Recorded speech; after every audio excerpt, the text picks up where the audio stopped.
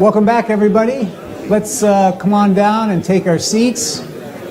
We have a special presentation, Jack Provonsha Lectureship, and our introduction of our speaker will be given to us by the Bioethics Department.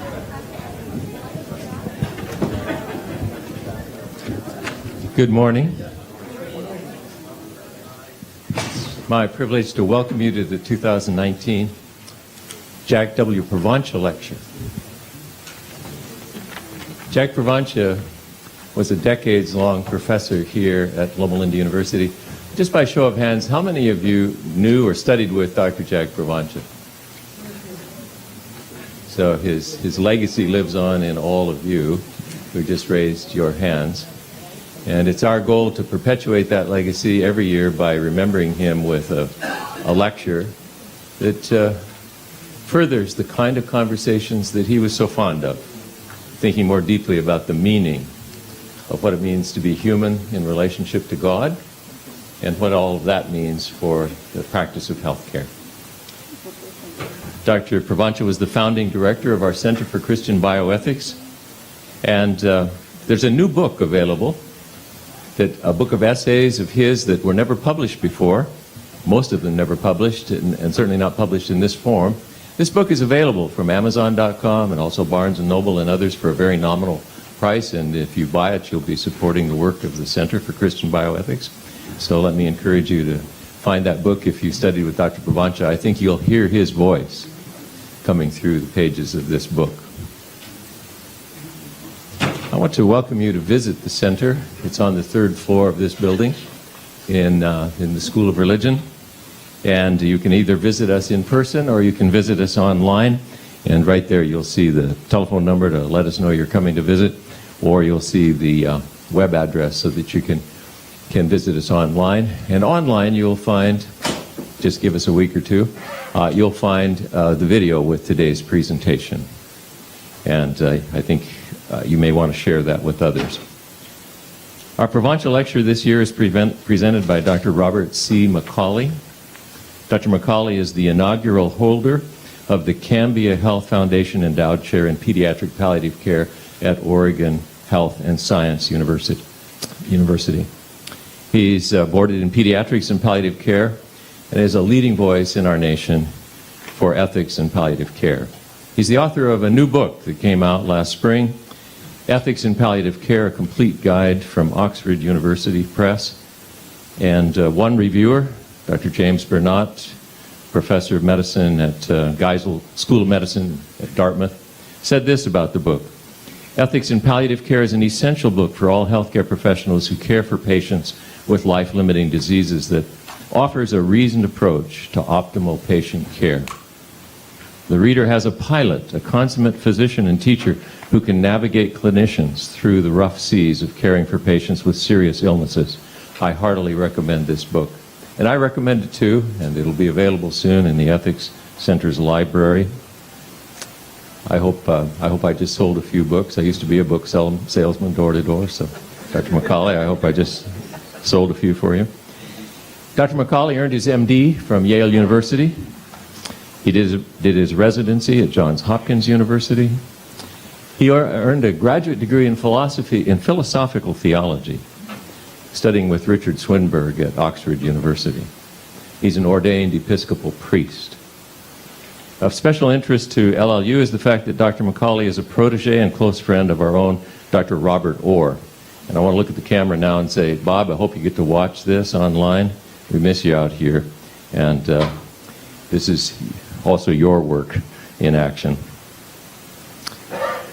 Dr. Macauley is married to Pam. They have 4 children, ages 8 to 16, and live in the beautiful city of Portland, Oregon. I can think of no person more wonderfully qualified to present this year's Provonsha lecture, which Dr. Macauley has titled Devout Request for Maximal Treatment, Sanctity of Earthly Life or Crisis of Faith. Would you give our speaker a Loma Linda welcome? Thanks, Greg.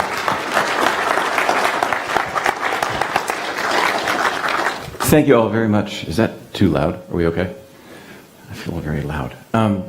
It is a real delight to be here with you all today. As Jerry said, I sort of have a tangential and very positive relationship with Loma Linda from friends and mentors like Bob Orr. So I'll say hi to Bob as well. He and I had a chance to chat about this talk over the course of this week, and that was very, very helpful for me. So it is also really nice to be here in terms of being in a faith-based institution. So to give you a sense of my history and where I come from, so this is a map of the United States, and what it does is it kind of charts out the percentage of people. I thought I sounded a little divine. Okay, there you go. Better. I like that. So this is a map of the United States, and it charts the percentage of people who say they really are not religious at all. And the dark states are the ones that have more people where they say they're not religious at all. As you can see there, oh gosh, sorry, that was the wrong way. There's a lot in the top right, and there's a lot in the top left. And so I lived in Vermont for 15 years, which is number 2 in the country in terms of people who say I'm not religious at all. And then about a year and a half ago, my family and I, we moved to Oregon, which interestingly enough tops the list as the state that has the least number of people who are religious. So to be back in a faith-based institution and to be able to talk about some really important things through the perspective of faith is a real honor for me. So thank you for that. So we're going to do a few things today. We're going to look at some empirical data. We're also going to look at the values and obligations that affect decisions at the end of life. And we're going to explore some reasons why devout patients make decisions they do. And some of that came as a surprise to me and may potentially also come as a surprise to you. So, a few things about Christian belief that I think are probably transcending any denominational divides. So I'm going to talk very basically about some sort of high-level concepts, and I'm going to try to ground those in Scripture for substantiation. So God promises the faithful eternal life in heaven. A variety of scriptural references for that, John 3:16 among the most famous. So that seems like a core part of our Christian belief. Also, there's a very strong contrast between earthly life and heavenly life. So in the second letter to the Corinthians, Paul writes, "For we know that if the earthly tent we live in is destroyed, we have a building from God, an eternal house in heaven, not built by human hands. Meanwhile, we groan, longing to be clothed instead with our heavenly dwelling, because when we are clothed, we will not be found naked."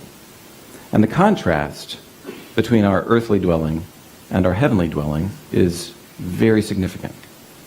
So, again, in 1 Corinthians, Paul writes, "So will it be with the resurrection of the dead. The body that is sown is perishable. It is raised imperishable. It is sown in dishonor. It is raised in glory. It is sown in weakness. It is raised in power. It is sown a natural body. It is raised a spiritual body."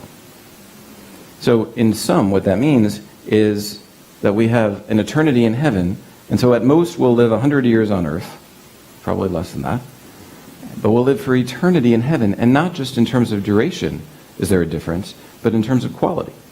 As I think we all know, life is hard for many people. There are burdens, there are challenges, and if we believe what the Scripture says, then life in heaven won't have that, and it will be of an entirely different nature than life on earth.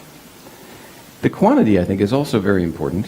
So if you think about it, our time on earth, no matter how long it might seem, and even if we live to a ripe old age, is still infinitesimally small compared to the eternity in heaven. So based on that, the scriptural sense that we have eternity and bliss in heaven to look forward to, and the challenges of life on earth, I would assume that faithful Christians should be looking forward to being in heaven. So we can sort of ask for a show of hands. Who here is looking forward to being in heaven one day? Well, that didn't take you guys any time at all. I agree, that makes perfect sense. In fact, we might be so looking forward to it that we might be so excited that we can't even wait to get there. We're like, I can't wait to get there, right? And we might even be tempted to say, hey, that's going to be great when it comes. This is not looking so good for me sometimes here, so maybe we can move things along a little bit. So maybe we'll be tempted to sort of move things along a little bit. Or there are some things maybe we're not going to be tempted to do. No matter how much we want to get to heaven, we're not willing to go through that in order to get there. But regardless of whether we want to move things along, we probably are being cognizant of the fact that we'd be watching for our exit ramp, whenever that might come. And sometimes the exit ramp is right in front of us. And if, I would imagine, if what our current life is full of burden, without much of a future, then we would be very eager to get to the next stage and walk through the pearly gates. So my beginning argument is, given that eternal bliss awaits, faithful Christians should look forward to heaven.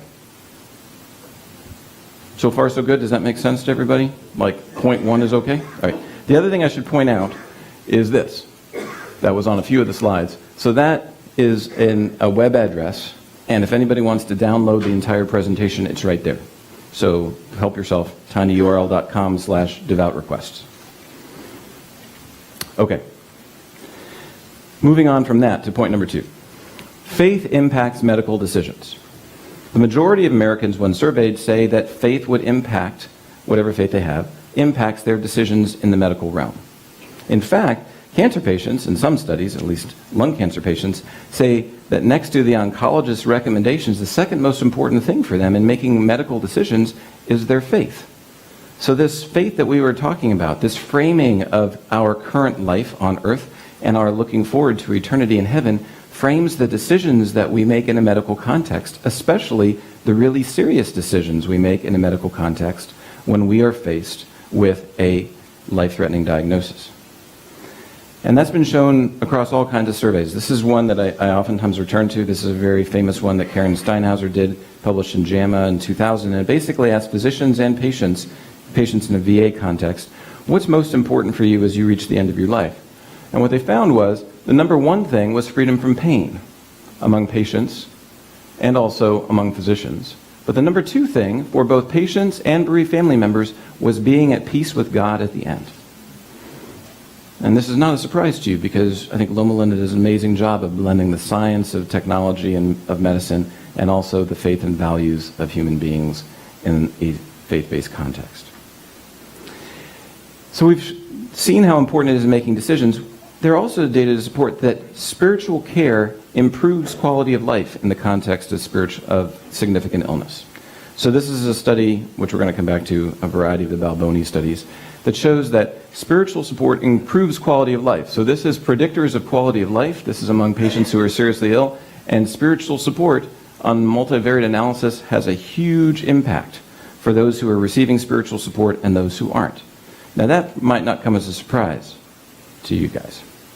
The form of spiritual support that is most effective might, and what happens with spiritual support that isn't the preferred form and the effect of that probably will come as a surprise if you're like me, because it surprised me as well. Okay, point number 2. Faith impacts medical decision making. Are we good with that? Does that make sense to everybody? Kind of figured so. Okay, now we're going to get to the surprising parts.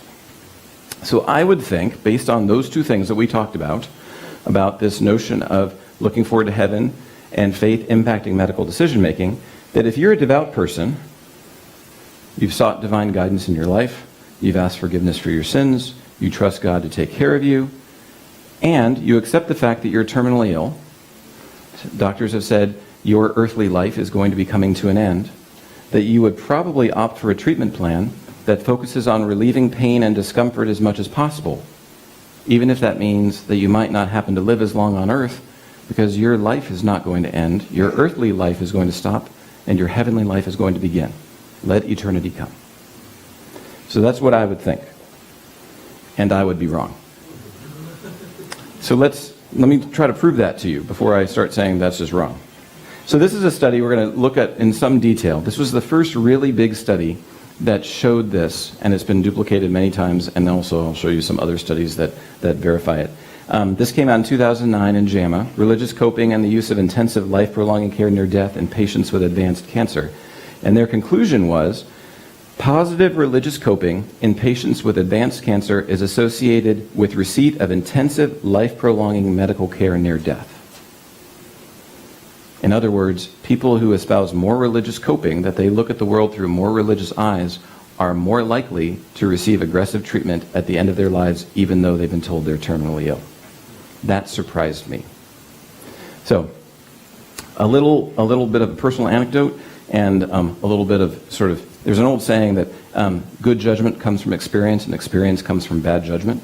And so I don't mean to say this is bad judgment, but when Dr. Winslow asked me to give this talk about 9 months ago, he said, "So can you give me a title?" And at that point, I had no idea what I was going to talk about. And I knew about this study that I'm going to talk to you guys about.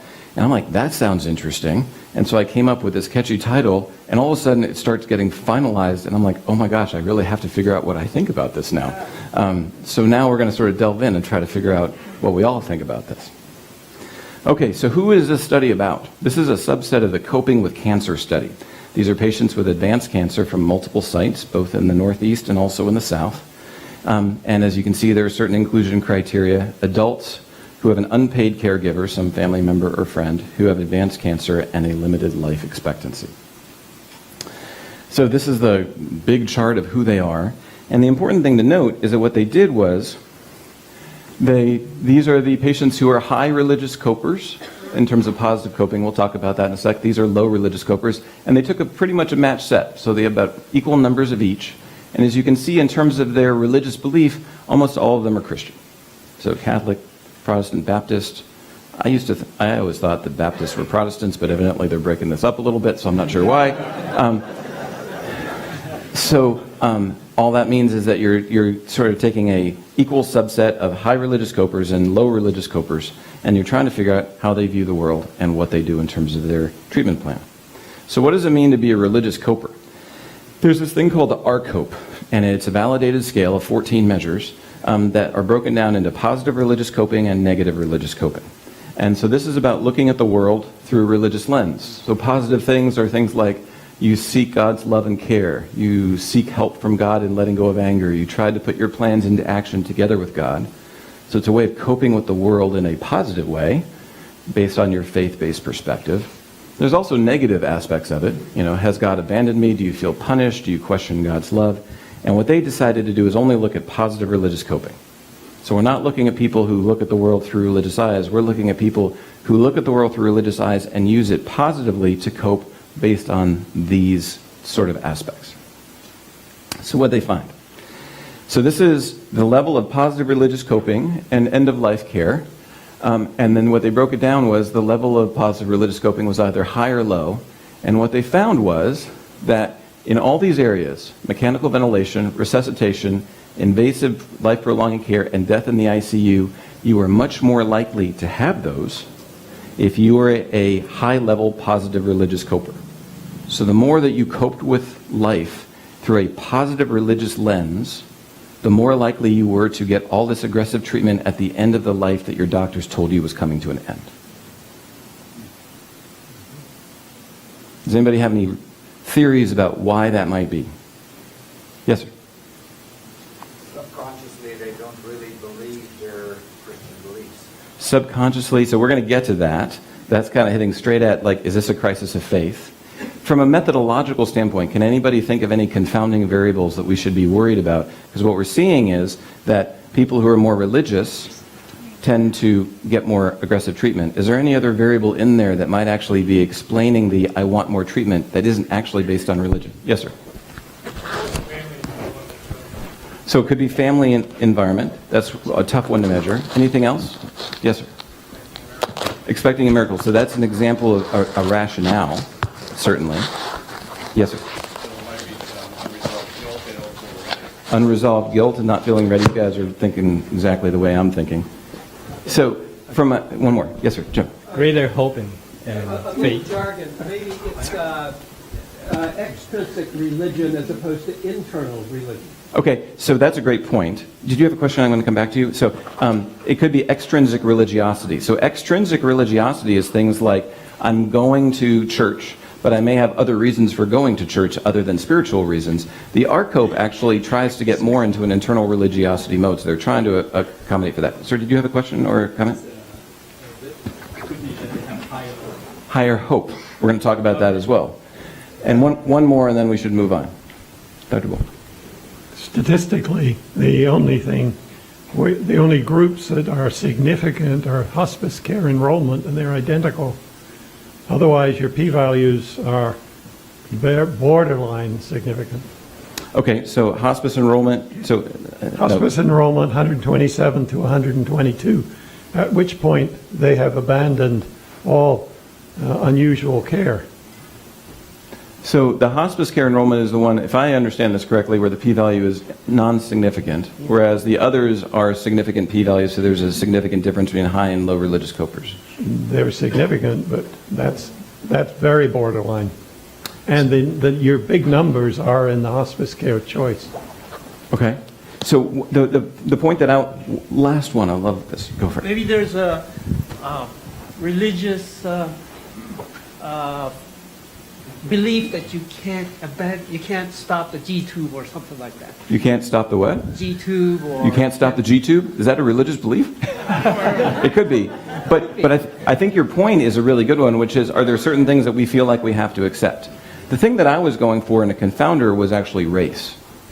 So let me explain why. So if you look at it, this is the race and ethnicity of the various groups. As you can see, white patients, in terms of, remember this is a matched cohort, so in terms of the number of people who are high religious copers, low religious copers outnumbered high in the white cohort by about 2 to 1. So far more white patients or white subjects were low religious copers.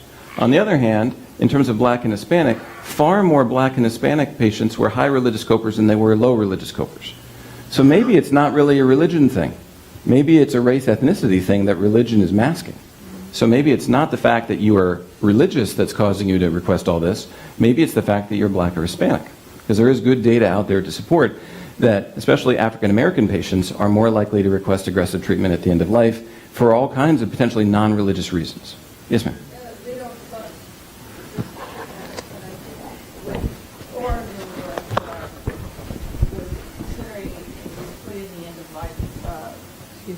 I think racial minorities, especially black women, are the least trustful of the system, and so we're more likely to oppose the law. In terms of death with dignity or physician aid in dying? Absolutely. So there's good data to support that. So they thought about that. Like, hopefully good investigators think about this. So what they did is they broke it down. We saw this a second ago. So they broke it down and they did a multivariate analysis to try to remove the potential confounder of race and ethnicity. And this is what they found. This is the unadjusted odds ratio in p-value, and this is the adjusted odds ratio. And what they found was that mechanical ventilation and ICU care remain significant, even when you remove race and ethnicity as a potential confounding variable, which prompts a really fascinating conclusion. And we shouldn't get too bogged down by it. I have a lot more conclusions, so we can't get too slow here. But the conclusion they found was that it's actually not race or ethnicity primarily driving aggressive care, but rather the role of religious values. So maybe there is confounding, but it works in the opposite direction. It's not so much us thinking falsely that it's religion, but it's actually race ethnicity. But rather, it's, for a long time we thought it's race ethnicity, maybe it's actually religion.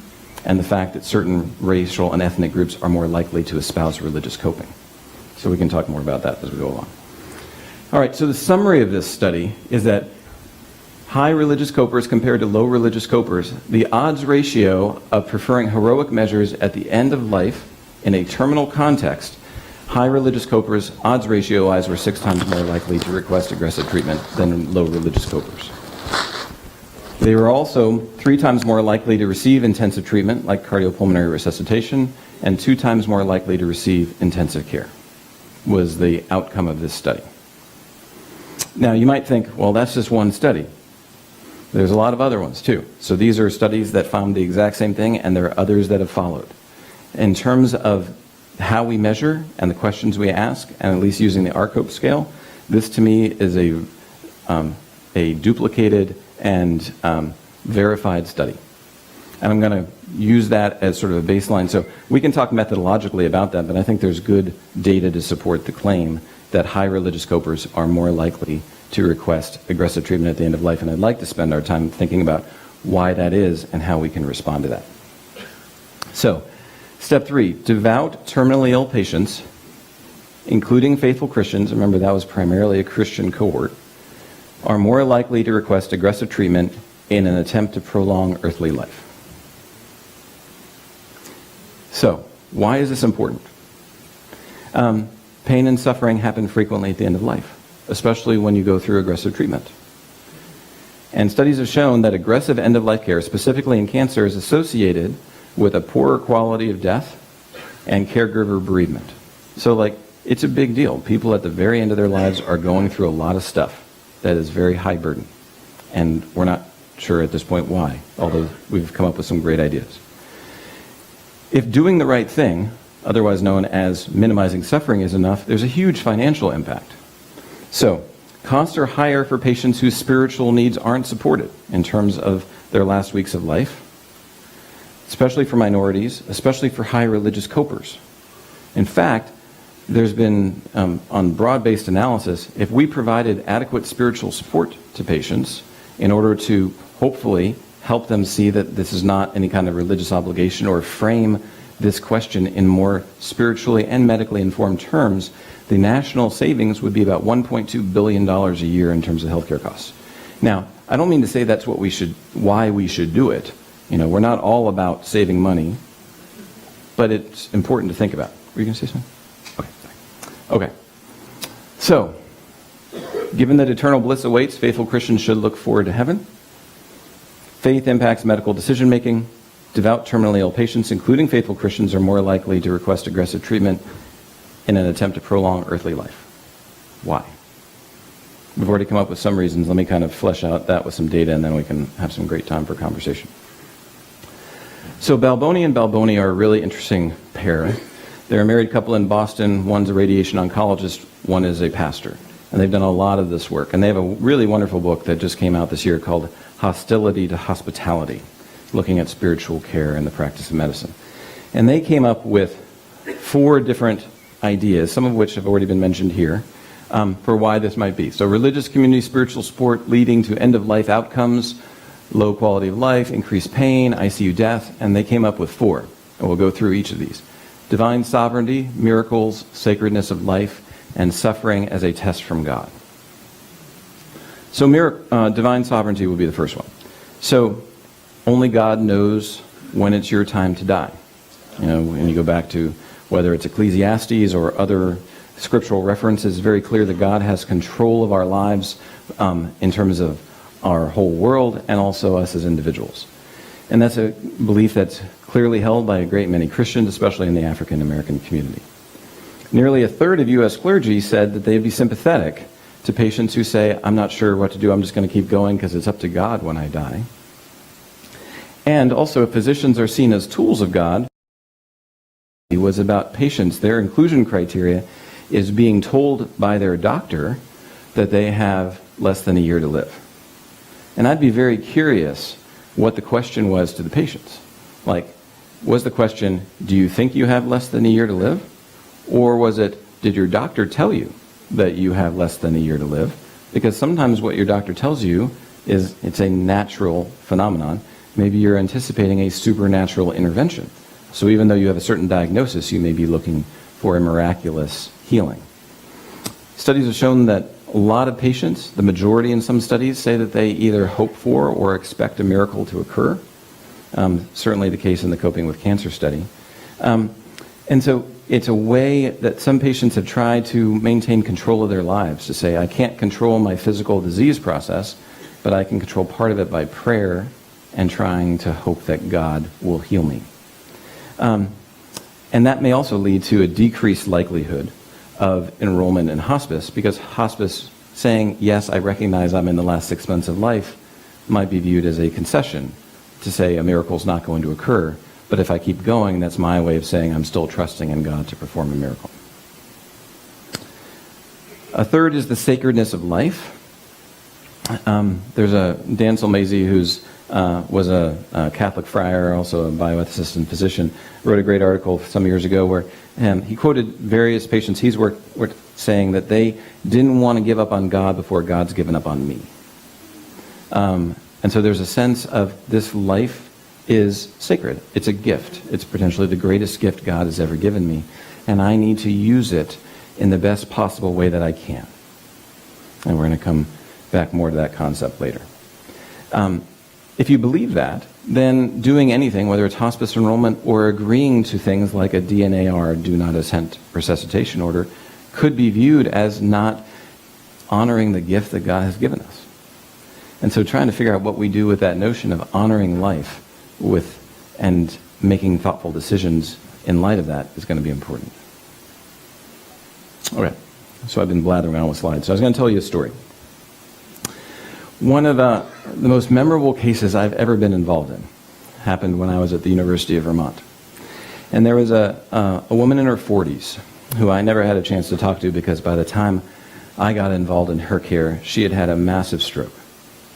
And she seemed, from the stories that I heard from her family, to be an absolutely remarkable woman. She had had some tough times in her early years. She had come to faith later on in her life, and she had decided that her faith was calling her to serve God in the medical field. So she was in her 40s, and she was going back to nursing school in order to ideally become a missionary and use her nursing skills in an international context. And so, her dreams were coming true. She was part of a very faithful, very active congregation over the Lake Champlain in New York State. And it just felt like things were going really good for her. Then she suffered this massive stroke. And the prognosis for any kind of cognitive recovery was incredibly poor. And so her family, at first she was on a ventilator, and then she had a G-tube placed. And we were continuing to provide artificial nutrition and hydration. She eventually weaned from the ventilator. And it became clear over the coming days and weeks that she was not going to have a neurologic recovery, that she was going to be essentially in a vegetative state. And her family, through lots of conversations, said, this isn't the life that she wanted. And this isn't the life that she thought God had given her. The life that God had given her, she was going to use in a certain way, and she was dedicated to that. And she was at peace. And since all this stuff happened, I think we should let her go back to God. And so the decision was made to stop the artificial nutrition and hydration, focus on comfort, and let her die. We were an acute care hospital. It's not the kind of thing that we do over a long period of time. And so the plan was, her faith community's in New York State, across the lake. Her family's back there. So we decided we would transfer her back to a nursing home in New York State in order to provide end-of-life care with hospice support. So we sent her back. And then the faith community heard what was going on and said, we won't stand for this. And so there were reports of nursing staff at the nursing home surreptitiously infusing water into her G-tube at night in order to prevent dehydration from occurring because they didn't think it was right. And the pastor of her church demanded a meeting with the hospital board and said, you either start providing nutrition and hydration to her or I'm going to the press. And we're going to do Terry Schiavo all over again. And I had gotten to know this family, and mostly her sister and her mom, and they were grieving the loss of their sister and daughter. And the thought of this being plastered over the headlines and causing that degree of suffering for them was just awful to think about. So there aren't too many emergency ethics consults. This was one. So when we heard about this, I got in my car, hopped on the ferry, drove across the lake, and we had this big meeting with the pastor and a couple of members of his congregation, along with the whole ethics committee from the hospital that was sort of overseeing her care in the nursing home. And so I went through a lot of the stuff that we're talking about today. I talked about what it means from a scriptural perspective about life being a gift, but I also talked about how God wants us to have life and have it abundantly, and talked about how we anticipate eternity in heaven. We talked about her faith. We talked about what God called her to do. And nothing seemed to resonate. And then at the very end, I told them a story, which is the story I'm going to tell you. So you guys may remember the joke. There's a joke out there about a flood. This is a guy on a roof, but there's other ones. We're going to take the guy on the roof. So there's a guy on a roof in the flood, and he prays to God. He's like, God, don't let me drown. And so a boat comes by and says, hey, you're trapped on the roof. Can we give you a ride? He's like, it's okay. I'm waiting on God. I'm praying. I'm good. So he refuses the boat. Then a helicopter comes by, and says, hey, we'll lower a line. We'll take you out of here. And he's like, I'm good. God's on my side. And then a raft comes by, and the guy's paddling along. He's like, hey, the waters are rising. I can give you a lift. I got room in my raft. He's like, that's all right. I have faith. I'm praying to God. And the raft goes on. The waters rise, and the man drowns. And then fast forward to standing before the pearly gates in heaven. And God says, welcome my faithful child to heaven. And the guy's like, oh, hold on a minute here. Well, I was praying to you for so long on that roof, and I drowned. What the heck am I doing here? And God says, well, what do you think the boat, the helicopter, and the raft were about? Who do you think sent them? And so I kind of took that story, I told it, and I sort of turned it on its ear. And I said, what if we looked at it from the other perspective? Not someone praying to God, please save me, and God sending all these things to save them. But what if someone is praying to God, God, please take me home. I know where I'll be forever, and I trust you, and I want to rest in your arms. And every time we come by and say, well, we know we're going to do the ventilator, and that keeps them here. And we're going to do tube feeds, and we're going to keep them here. Maybe everything that we're doing that we think is in service to God's will is actually preventing God's will from happening. And the meeting ended soon thereafter. And the pastor and his advisors took a few minutes and then came back 20 or 30 minutes later and said, we don't like this plan. But if this is the way it's going to be, this is the way it's going to be, and we're going to support her in prayer as she dies. And the thing the thing that I'll always remember about that was that it was a purely theological, faith-based discussion. And I think that those of you who work in the clinical realm will know that sometimes when we talk about faith and medicine, we don't really talk about them together, we talk about them in parallel. There's the medical discussion, and there's the faith discussion, and never the two shall meet. And unless we figure out a way to get the two to meet and infuse one with the other, then we're ending up going to just be talking past each other. Okay, the last of the Balboni references before I get on to a couple of extra for me. Suffering as a test or blessing.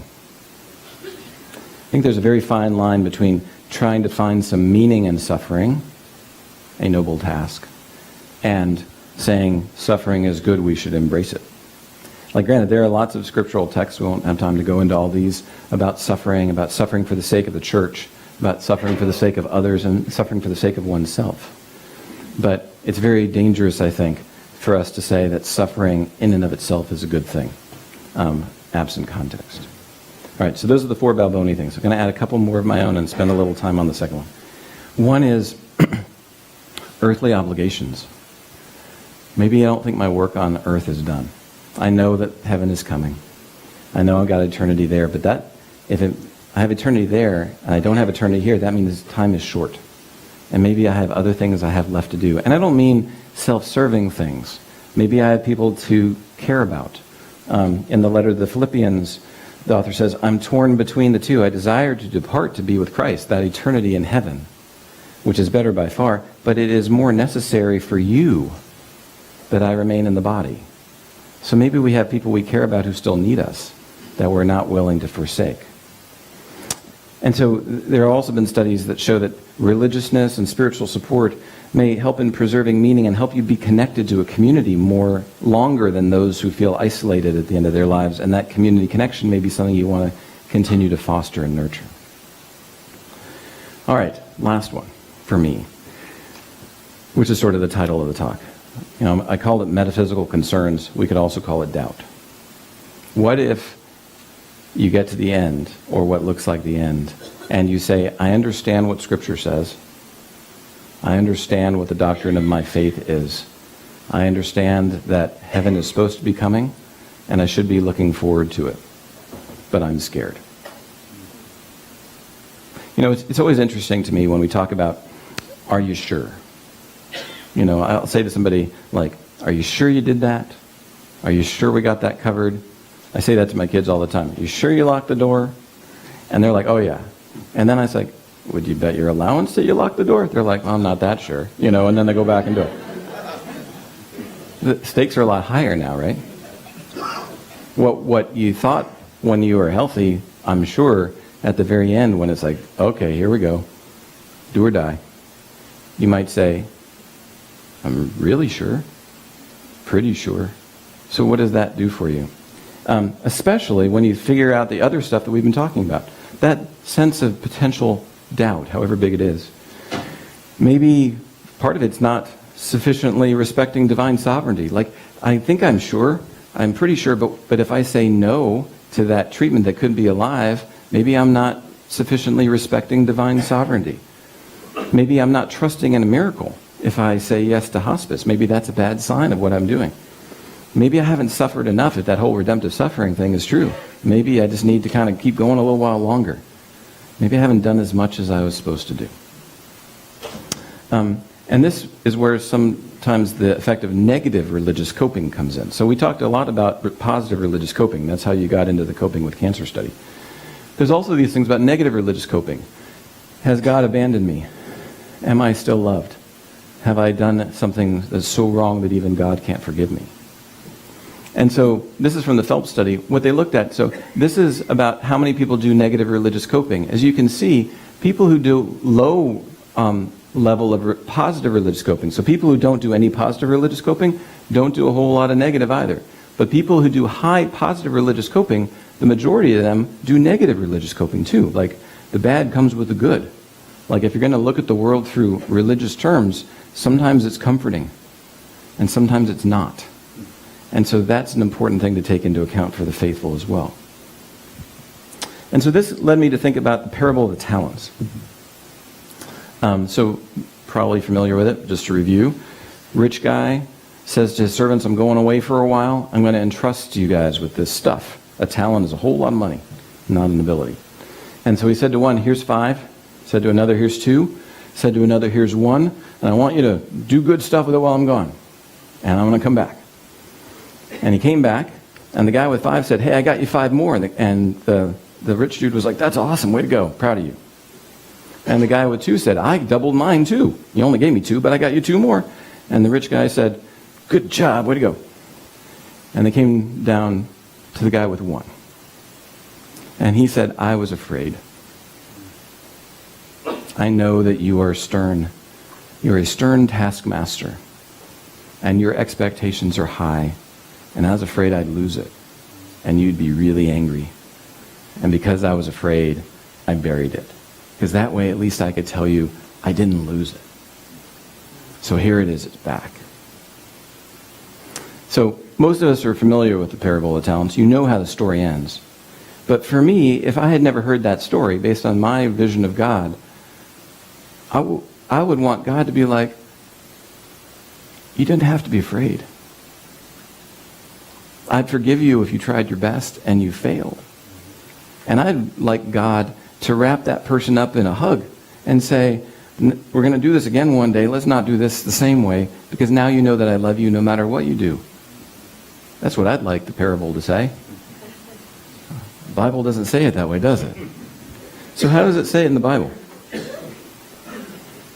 To the third servant, the rich guy says, you wicked and slothful servant. So much for the hug, right?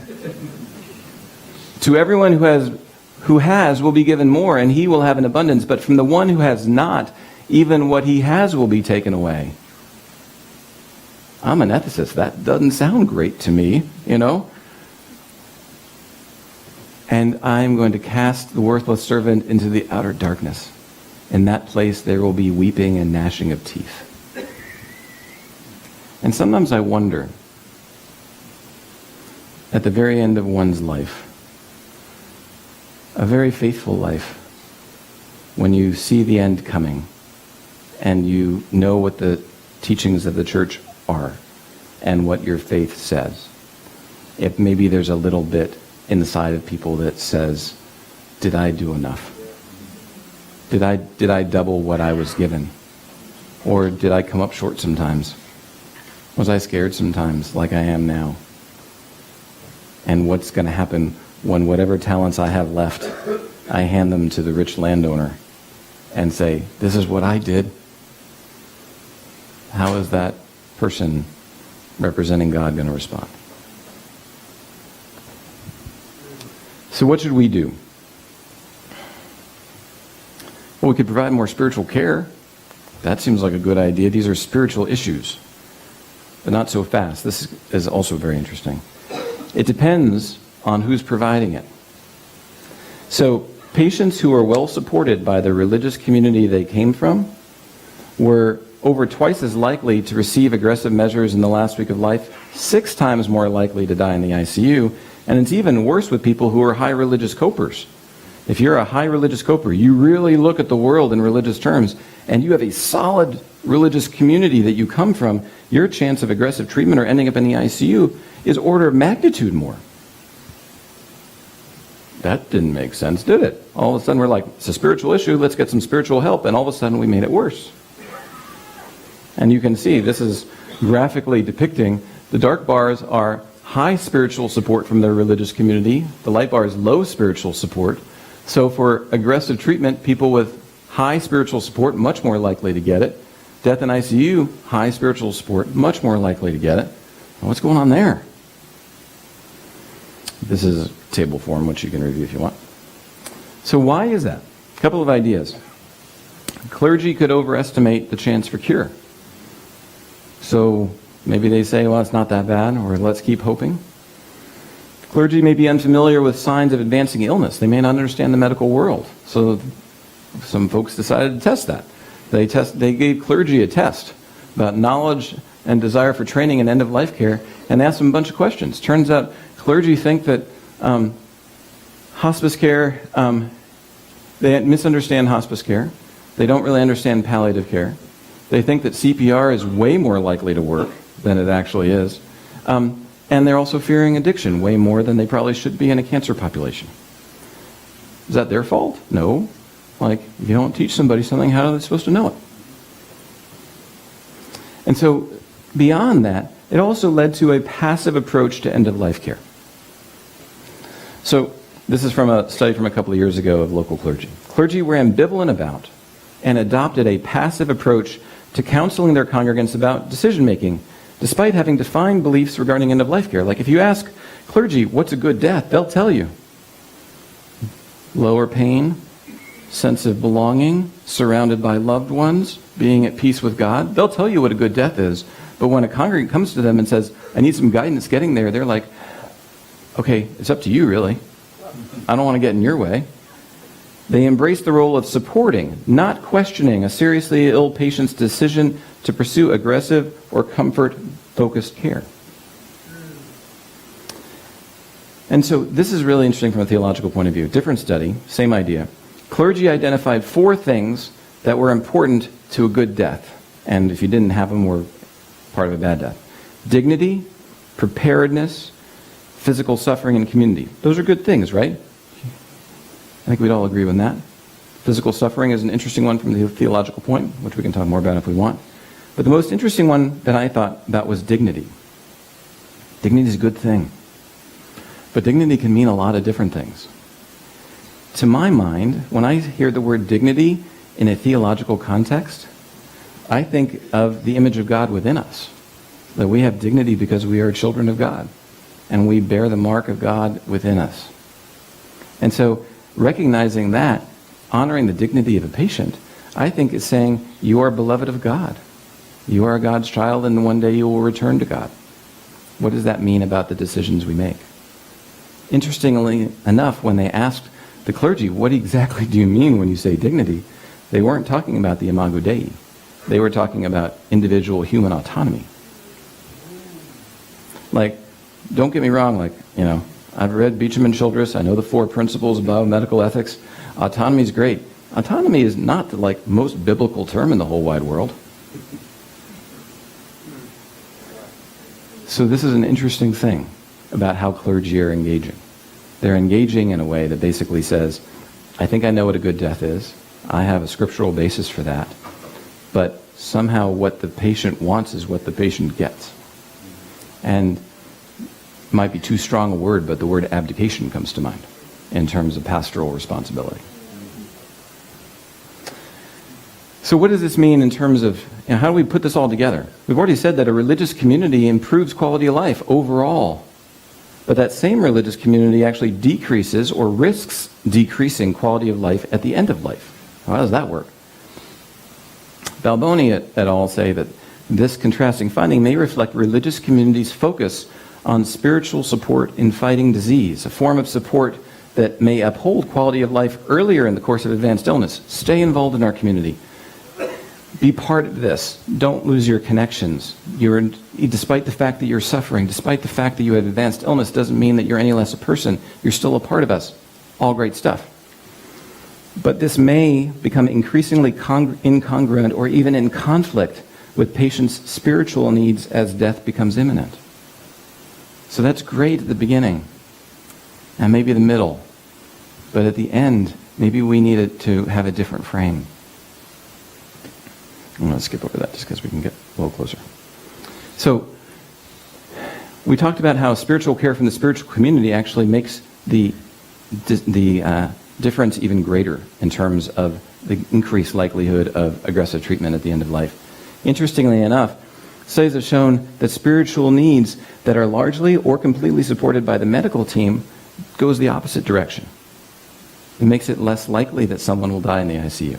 It makes it less likely that a terminally ill cancer patient will undergo CPR. It makes it more likely that the cancer patient will enroll in hospice.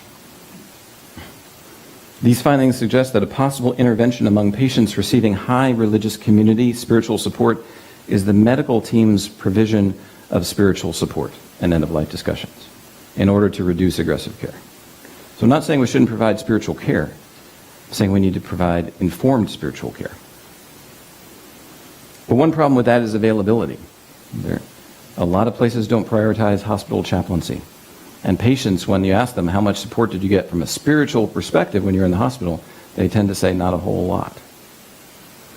So in other words, spiritual folks, this is a huge generalization, please don't take this as the take-home message of my talk. In other words, spiritual folks don't know much about medicine, and medical folks don't spend much time on spirituality. So I think there are a couple of things we can do for that. One is we could expand medical chaplaincy services. It's almost like a relay race. The medical chaplain is the anchor leg of your 4x400, and the local clergy take the first 3 legs and then they pass off the baton to someone who knows about the medical stuff. I'm not a huge fan of that plan. Hospital chaplains do a great job, but you start from scratch. What about the community that person came from? What about the relationships that are important for them? What about the journeys that you've already walked together with that person that the faith community has that the chaplain doesn't? Or we could try to equip clergy to provide real good spiritual care at the end of life. And spiritual care, not just in a passive sense, not just in a, I'm visiting you, tell me what you've decided, okay, but an engaging spiritual care at the end of life. So I'm going to blast through sort of some ideas for responses, and then hopefully we can turn it over to everyone to get involved in the conversation. So these are the 6 things that I talked about reasons why, for explaining this phenomenon of aggressive treatment at the end of life for the devout. And we can take them one by one. Divine sovereignty. Is it possible that seeking aggressive treatment is not so much making it possible for God to do what God's doing, but rather trying to maintain control of our lives? Faith in miracles. There's an old saying, God answers every prayer, but sometimes the answer is no. And, in my experience, sometimes a miracle conversation reveals what I sometimes call a transactional type of faith. I believe in God, God does miracle. It's not the most scriptural approach to that topic, I don't think. So how can we help people understand that? Redemptive suffering, which is time, we'd have to spend hours on that one, but all that to say is it's a different model. So this is from that study of clergy that we talked about. If we're seeking life, seeking miraculous healing, willing to undergo redemptive suffering, that leads to a plan of let's keep going with the life-prolonging treatment in the context of terminal illness. If, however, we accept the fact that we're going to die, we bow to God's will, we acknowledge the importance of relief from suffering, that might lead to something else. Sacredness of life. Life is a great gift. But is it possible that all the stuff that we do to prioritize our earthly existence, potentially beyond, out of proportion to anything else, is actually preventing God from bringing us home? Is God sending us helicopters and rafts and boats and saying, that flood's coming up, I don't want you to drown, I want to take you up with me right now? And you say, I'm sorry, no, I'm waiting on a miracle, so I hope those flood waters recede. Earthly obligations. If we really trust in God, like I love my kids to an indescribable amount. And I try everything I know to take care of them. At some point in my life, I'm going to have to turn that job over to God, and ideally I should have already done that. And lastly, metaphysical concerns. I think the pastoral message, whether it comes from a local congregation or whether it comes from hospital chaplaincy, is not how much have you done? You know, have you multiplied your 2 talents into 4, 5 into 10? I hope it's not just stay in the 1. Shouldn't be that. Shouldn't be how much can you endure? Jesus suffered, you should too. It should be, who do you trust? Where is your treasure? Instead of deferring to what is often, from a patient perspective, often misinformed human autonomy, spiritual guides, spiritual counselors should engage in what is a good death. And not just ask the patient, what do you think, but to say, this is scripturally what a good death looks like. This is what God wants for you. How can we factor that into the decisions you make? And lastly, because I think in stories a lot, maybe we can trade in the parable of the talents for the parable of the Pharisee and the tax collector, which I think has a whole lot more bearing on end-of-life care. So rather than saying, how much have you multiplied the stuff I gave you? And rather than, as the Pharisee said in the second parable, look at all the great stuff I did. I tithe, I go to church, I'm a good guy, I'm faithful to my spouse. Maybe we look at what the tax collector said. God have mercy on me, a sinner. Shouldn't that be what we're equipping patients to do at the end of their lives, rather than seeking aggressive treatment that's unlikely to benefit them? If they're going to put their spiritual affairs in order and be ready for what comes next, which we all hope for.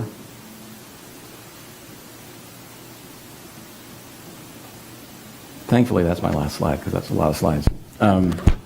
Thank you very much.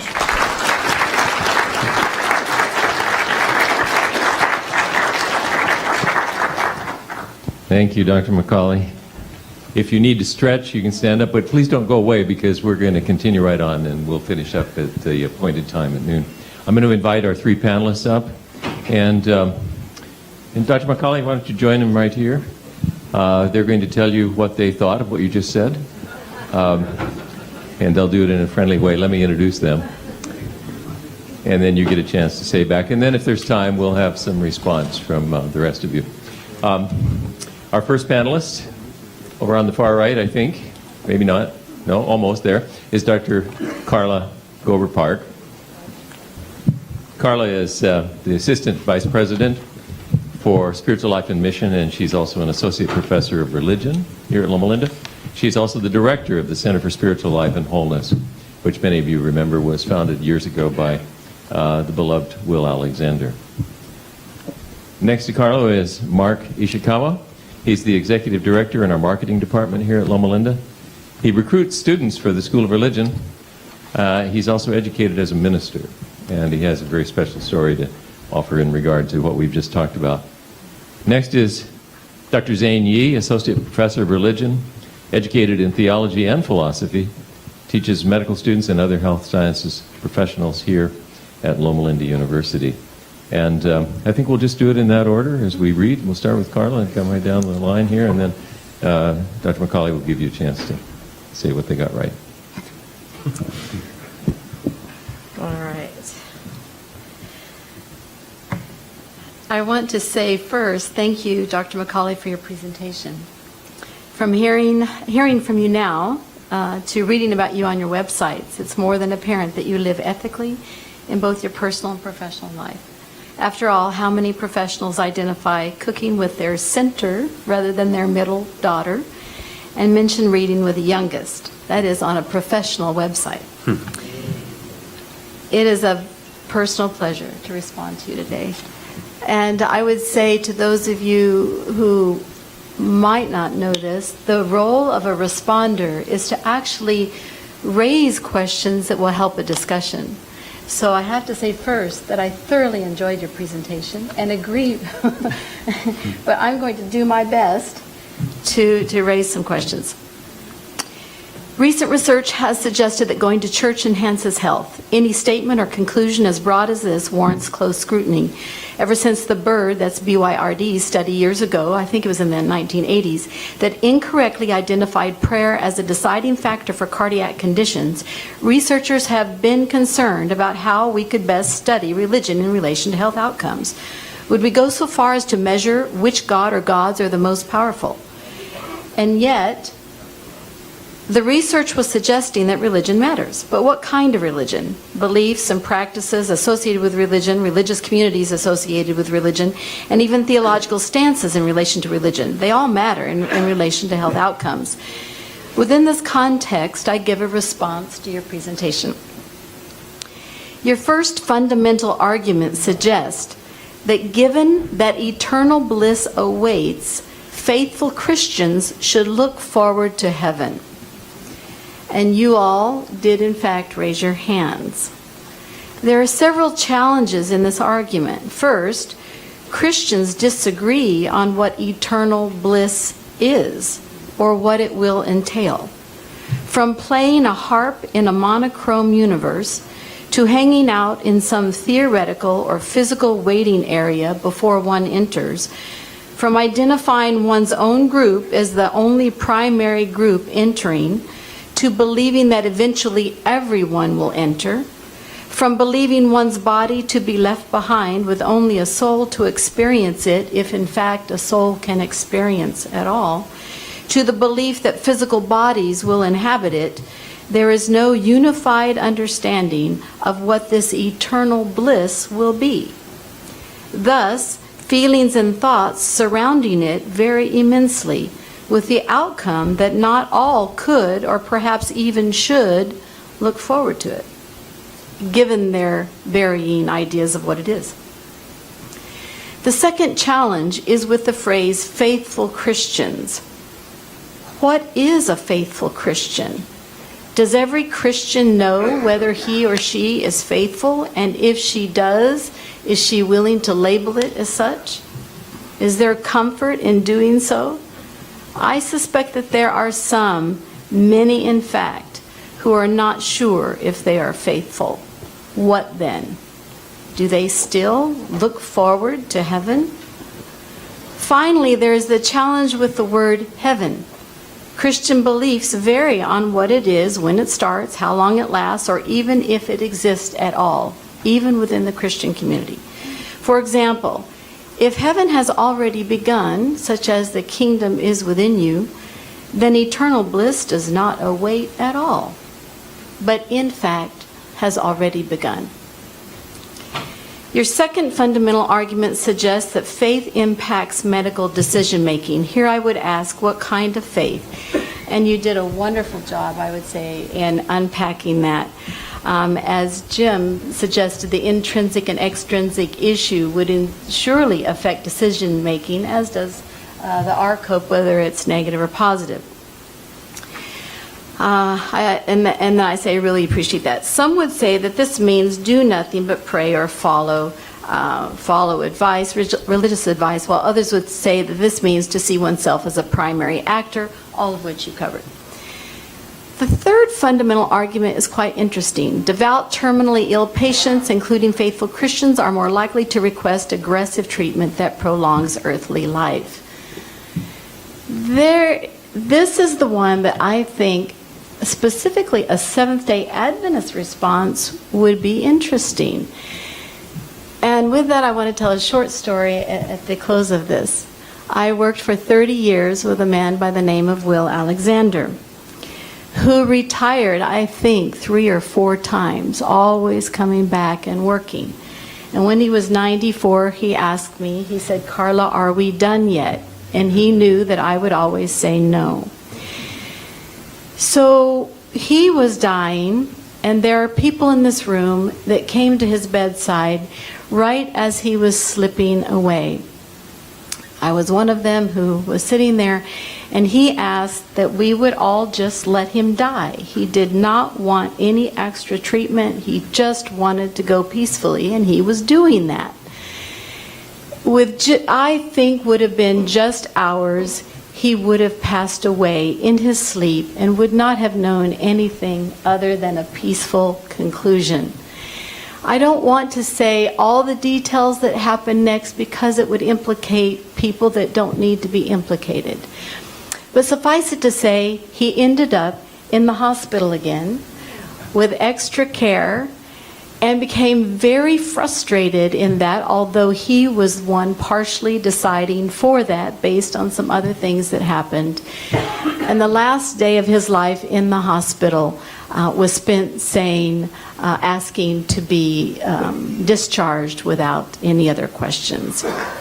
AMA, AMA, AMA, AMA is all he said, the only thing he said on the last day of his hospitalization.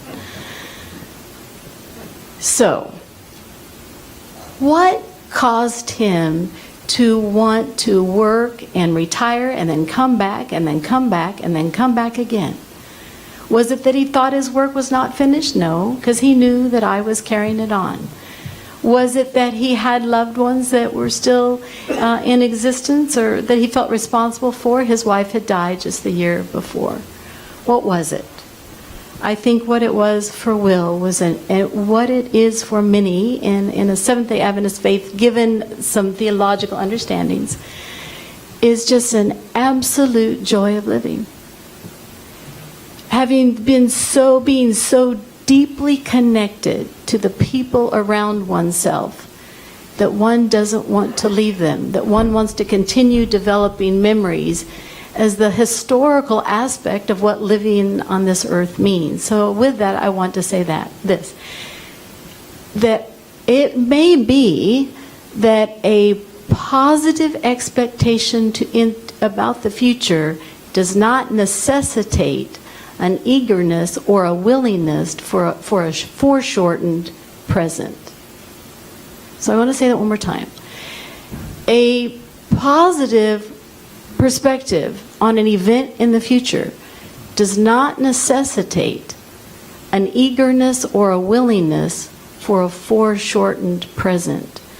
So it could be that people for whom one's body is so important and one's lifestyle is so important, that living a meaningful and an impactful life is so joyful and so tied up with religion, maybe those people just don't want to leave it, even though they want to join the next phase. A good example of that might be, probably all of us would raise our hands that we look forward to retirement. But a lot of hands would go down if you asked, do you want to start it tomorrow?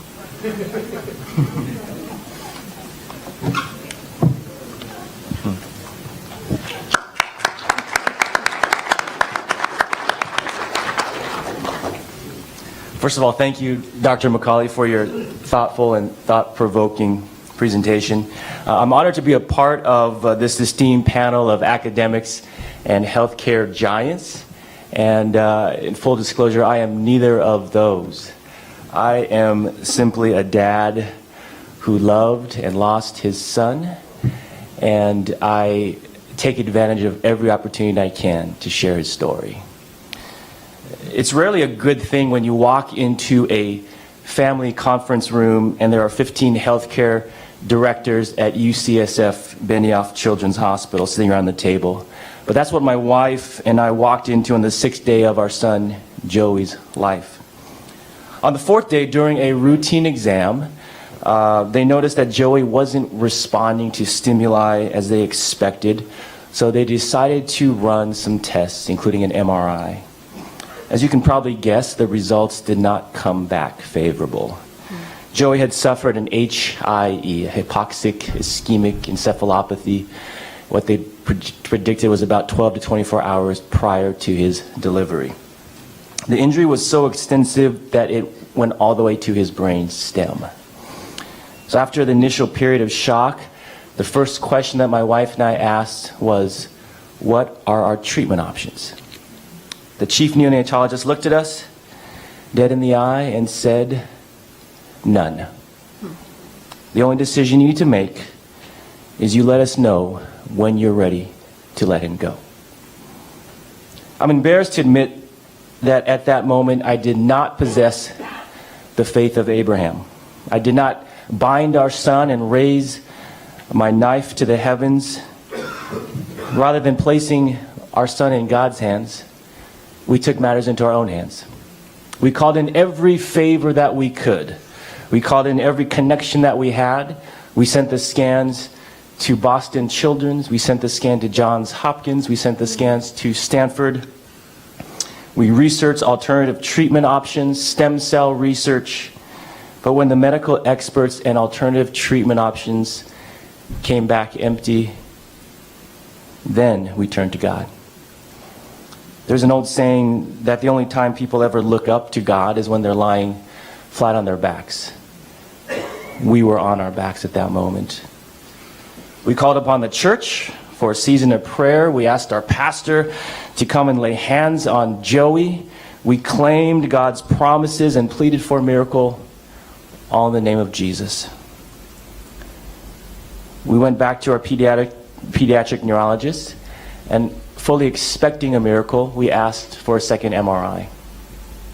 We knew, beyond a shadow of a doubt, that with our faith, combined with the efforts of our faith community, God would be able to perform a miracle. But then something strange happened. Our neurologist said absolutely not. But we pleaded. We want to allow room for God's miracles to be manifest. And then she said something to us that I'll never forget. She looked at my wife and I and said, "You need to realize how sick your little boy is." At that time, he was only a week old. He was already exhibiting early signs of CP. She said, "I'm begging you to give up hope in your son and focus on taking care of each other. The miracle that you're hoping for will happen, but it will not happen in the way you anticipated it. The miracle that you're hoping for will happen, just not in the way you anticipated it." You talk about spiritual care in that moment. That conversion was the pivotal moment in our journey, and it changed our mindset from what could be to what is. You see, hope in these situations can be a dangerous thing. And sometimes the absence of hope is what sets us free. On the 12th day, we built up the courage to let our son go. We were scared and deathly afraid. We could not picture our life beyond Joey's death. They led us into a small, dark room. They carefully removed Joey's monitors and finally his breathing tube. And for those few moments, it was just the three of us. We were not sure what to do as we waited for Joey to pass away, so we sang hymns. And I'm sure a lot of us or all of us have heard about the peace that passes all understanding. But as my wife and I literally held our son in our arms as he died, all we could feel was the unmistakable presence of God. God had performed a miracle that day, just not in the way we anticipated. So some of you are going to ask, what is the role of the religious community through our journey? As we made the decision to say goodbye, UCSF cleared out an entire bay of the NICU, and they allowed our family to have a baby dedication right there in the unit. Our pastor, 75 church and family members attended little Joey's dedication.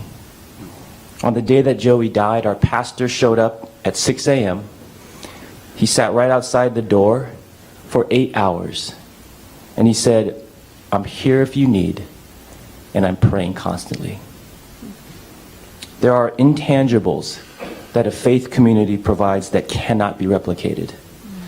But in the end, a concerted effort between our healthcare and faith community was the greatest blessing to us. There's not a day that goes by that we don't miss Joey. We don't wish that he was here with us.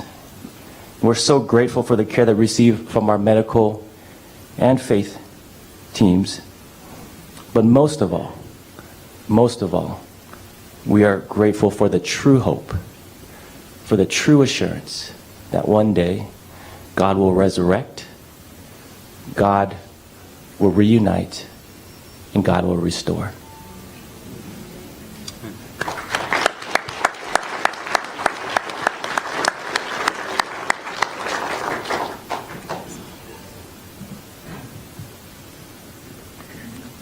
I'd like to thank my fellow panelists for sharing what they had to share.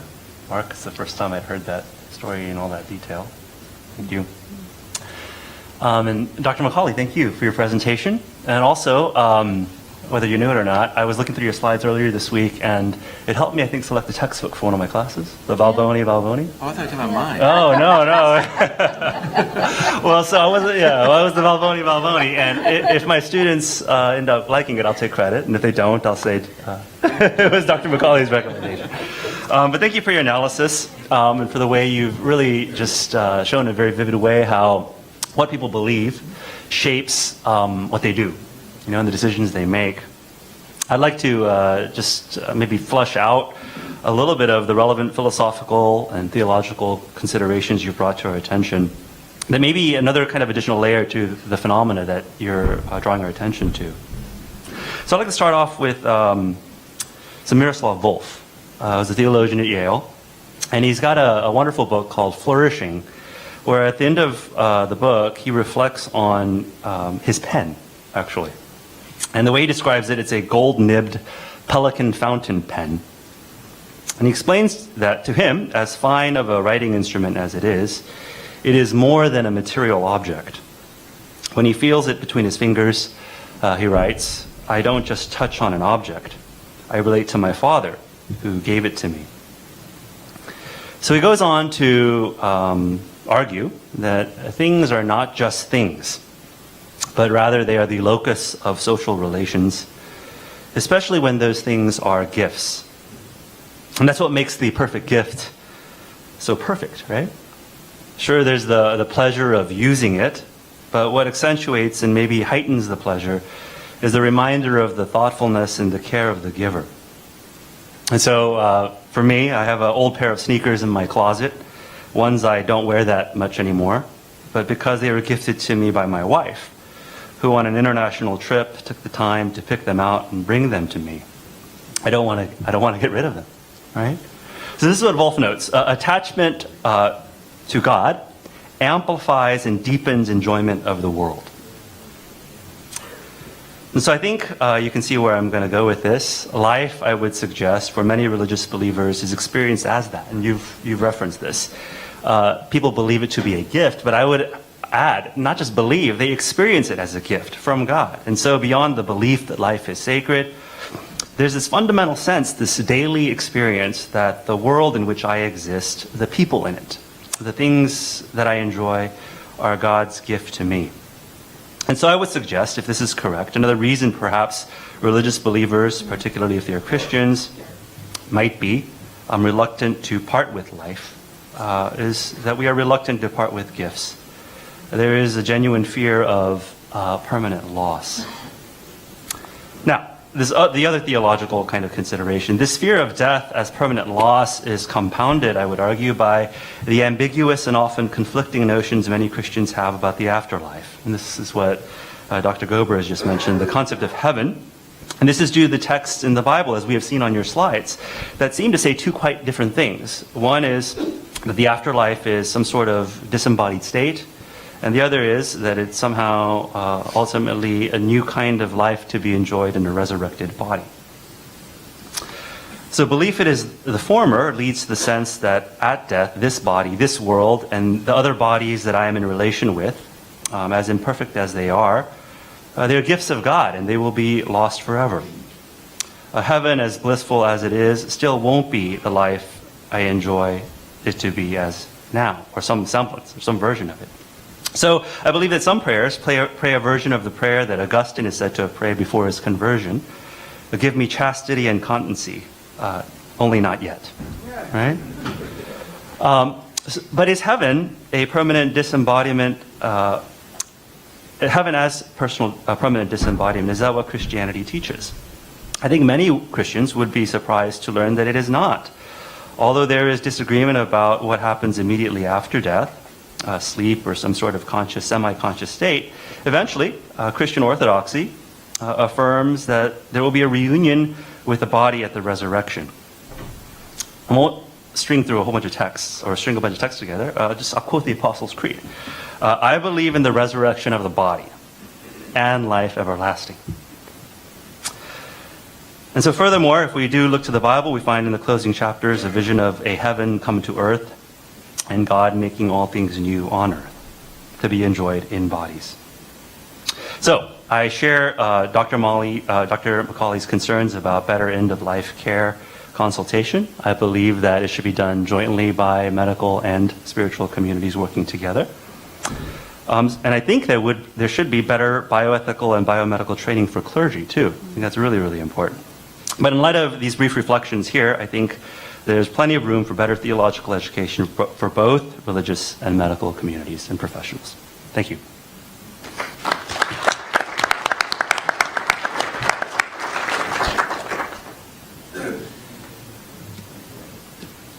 So thank you all very much for those incredibly thoughtful comments.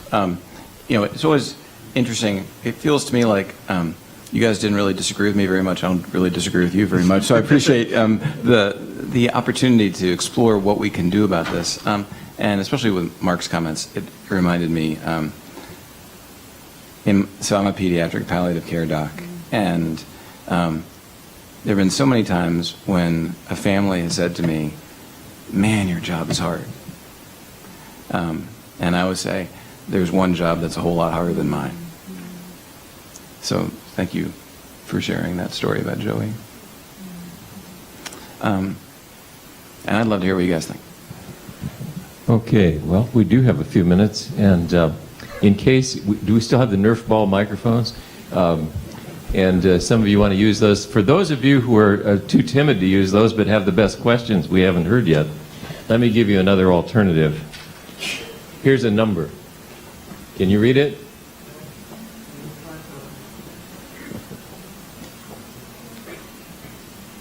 If you text that number with your comment or question, I'll get it, and I'll try to make it available to our speakers. So, can you see the number? Yes. Okay. So use that if you like, but we also have people who would like to use the microphone. Yes, go ahead. Thank you very much for these presentations. As one who comes from Oregon, also in Eugene, a community that's not particularly faith-based or strong in religion, as a family physician, now a 50-year graduate of this school, I see a lot of cancer patients and see them going downhill, getting into the oncologist and the radiation people.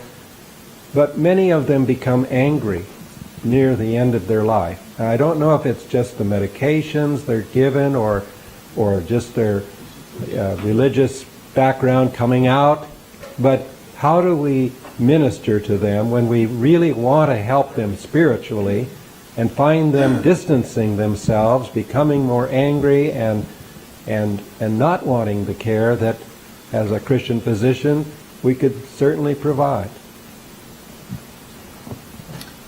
Thank you very much for your question. I think that it's hard when you have a long-standing relationship with a patient and then they get involved in sort of specialist care, and that's where they get all their care. And I can imagine sort of it's a sense of losing touch and trying to figure out how you can help this person that you care so much about. I think there are a couple of things that come to mind. One is emotions are hard. Anger is a particularly hard emotion. And oftentimes I think that in the medical world, emotions are off-putting, and we're sort of like, I don't want to go there. That's a little too hot to handle. And in palliative care, we always go where the emotion is. So if someone's angry, there's a reason that they're angry. And I think simply inquiring about that and just asking them, where does their faith come into play? And honoring faith, if that's something that they feel. And even if it's not something that they can explicitly identify, just pulling back a little bit. Because sometimes, as you all know, when the train leaves the station, it gets a lot of momentum. And it's hard to stop it in terms of different treatments and different goals and expectations and assumptions. And one of the things that we try to do on our team a lot is step back and say, let's take the foot off the accelerator and ask ourselves, where are you at in all this? And is this matching up with your hopes and fears? And trying to sort of go more specifically towards them and their feelings as opposed to the treatment plan that they have. I see. I would suggest, having grown up in the conservative Midwest, that in many cases, not doing everything you can to preserve life is the same as suicide, or thought to be suicide, which is breaking the commandment, thou shalt not kill. I think that's in a lot of people's minds. I don't know if, some of these comments may not be questions. They may just be comments, if anybody wants to respond to that. Let me read a question that did come in, and I don't know what to make of this question. How does the prosperity gospel affect decisions on end of life? I'm not sure I know for sure what the prosperity gospel is. I think it's the thing you see on television where if you believe this person, you'll get rich. Is that basically the notion? Something like that. So I don't know if anybody has a comment on that, but that's a question that came in.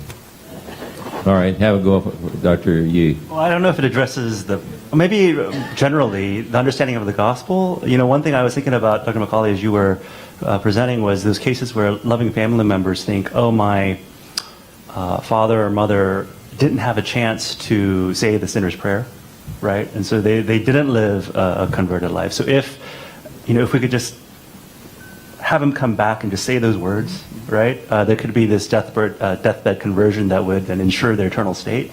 I wondered if that kind of understanding of the gospel would be a relevant factor in some cases.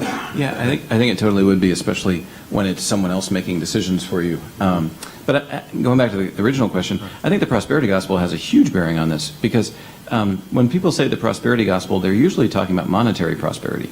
But if you think about it, to prosper, one would hope that has to do with something in addition to money. And that kind of comes back to that transactional view of prayer that I was mentioning earlier. Like, if the prosperity gospel is, I do this stuff and then God gives me what I want, if I'm dealing with cancer, there's probably something I want more than money.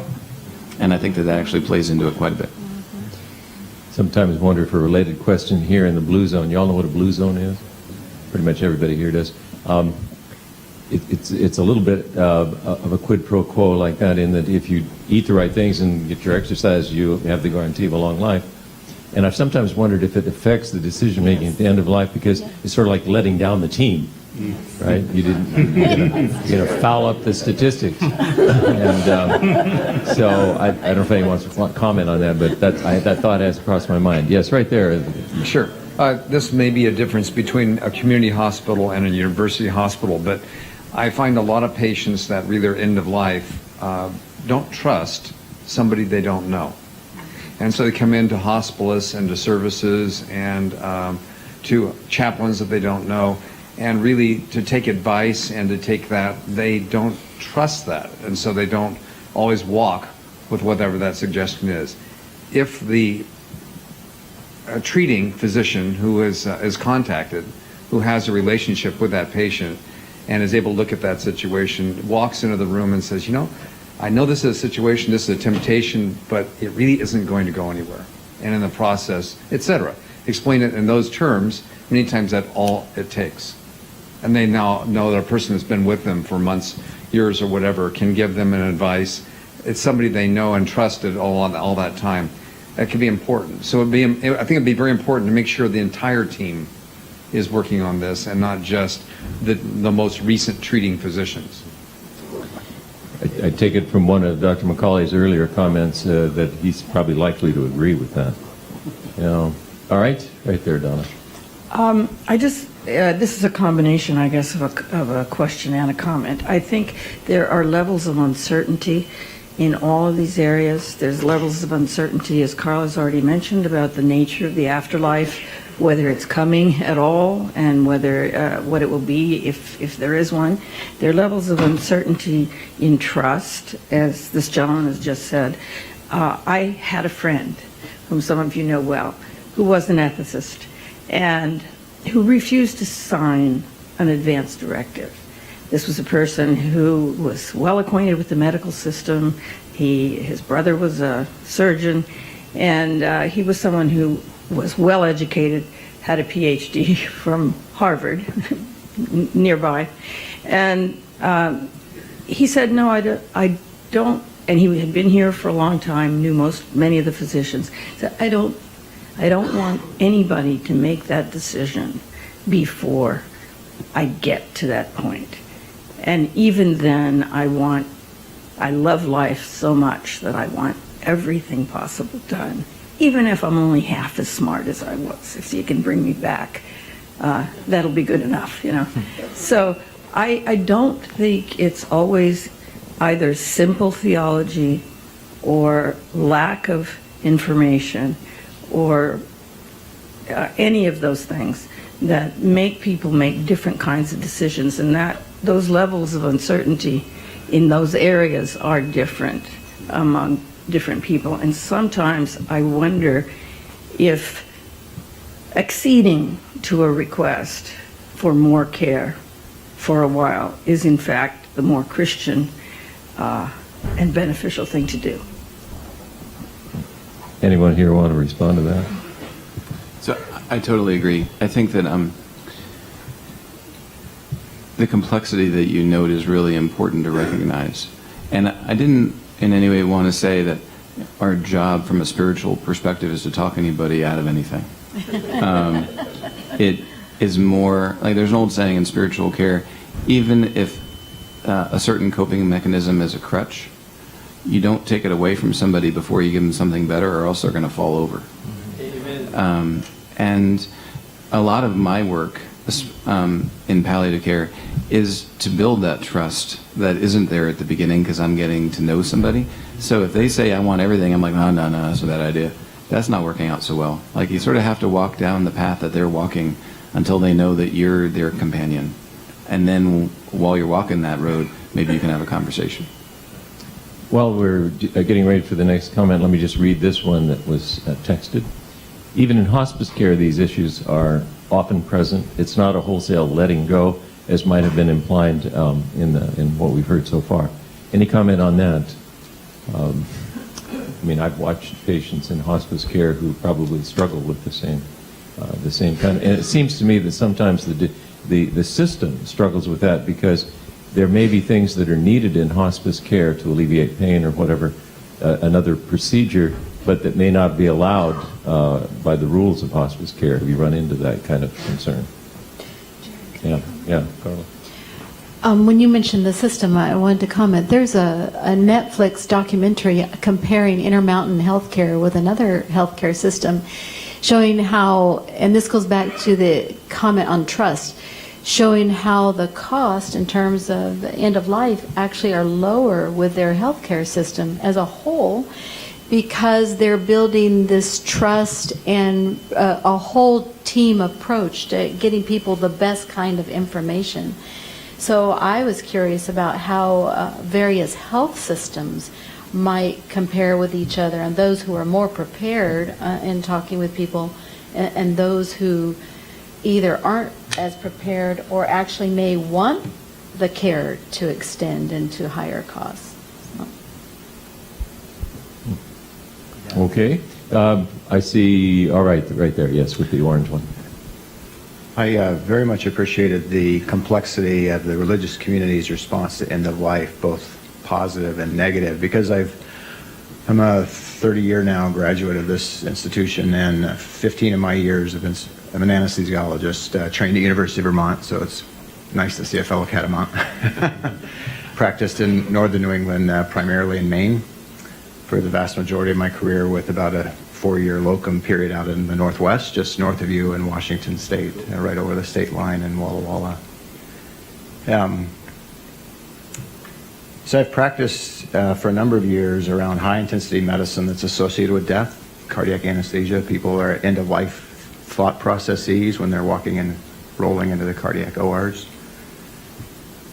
And I've been troubled with short terms at 3 different retirement communities of high faith, one in Fletcher, North Carolina, one in Brunswick, Maine, and one in Walla Walla, Washington, where my services were more generic rather than cardiac anesthesia, where I noticed that my community of faith seemed to struggle with trust, though our religious language is a high trust quality.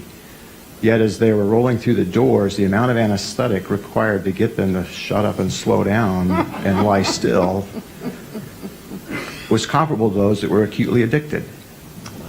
And I have been deeply troubled by that for much of my career, trying to come to terms, why is it that the religion makes us idiots when it comes to needing help from others and unable to receive, unable to trust at the most foundational level? And, that's not a carte blanche characterization. There are quantities like Carla pointed out with our common respected elder, Will Alexander, where trust is paramount. It's huge. And I've seen sterling examples of that.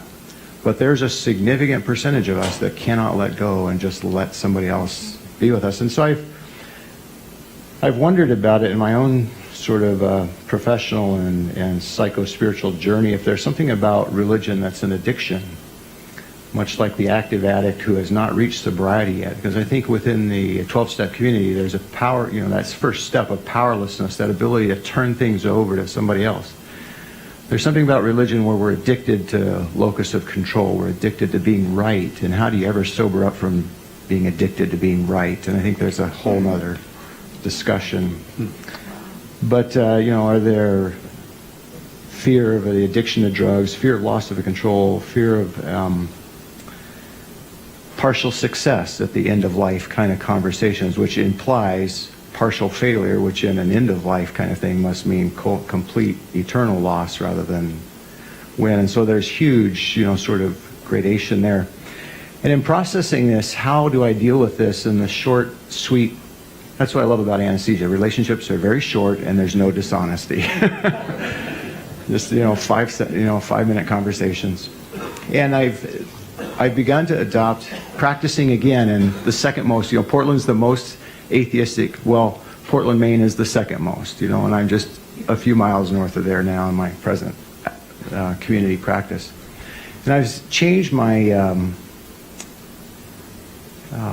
consent language.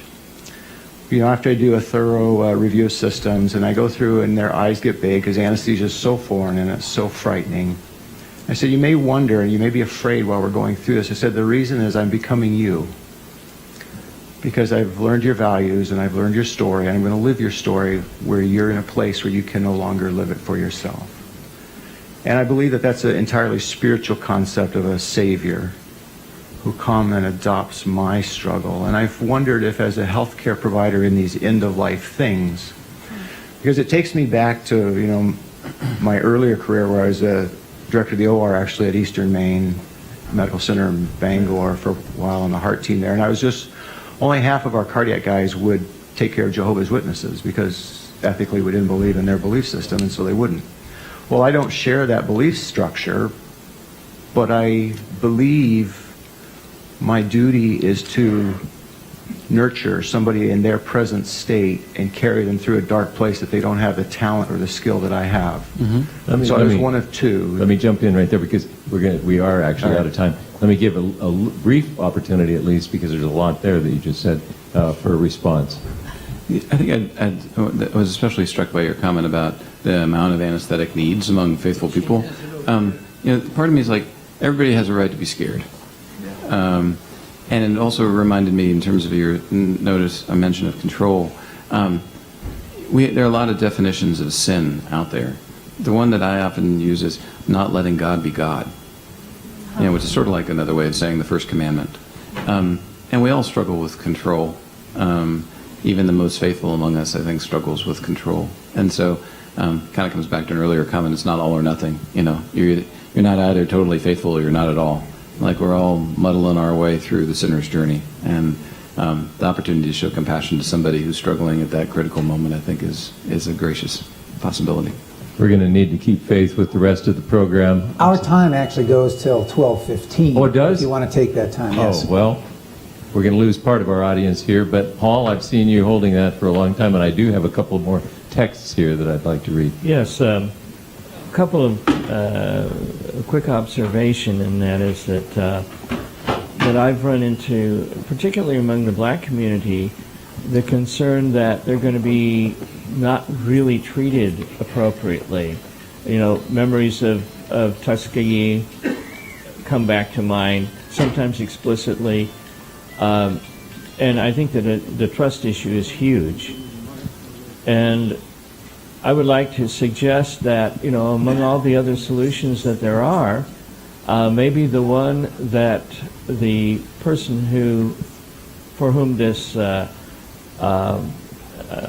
lecture series is named might be a good example. Jack Provonsha was a minister who became a physician. He was actually in my dad's class. His daughter was in my class, so there's a certain amount of connection there. And rather than expecting the clergy to figure this out, maybe we need to be more spiritually aware. I noticed that you have you've become a Episcopal priest, is that right? And so, I think that that's part of the answer, is that doctors are going to have to actually participate in this kind of thing, and that means a little more training than what you would normally get. The other thing I'd like to emphasize is that we don't know as much as we think we did. My dad was a surgeon. He had a stroke. He had his wits about him. He was very firm that he did not want CPR, signed whatever papers needed to be signed, or more precisely X'd them while I and some of his other relatives witnessed and signed for him. But knowing him for a long time, he was an emergency physician as well, and so he knew what he was doing. Then one day his pulse went down to 20 while he was in the shower, and he collapsed on the floor, and the person who was taking care of him, who was an ICU nurse, did CPR on him. He was forever grateful after that. I used to think I knew that people knew what they were choosing. I no longer think so. Okay.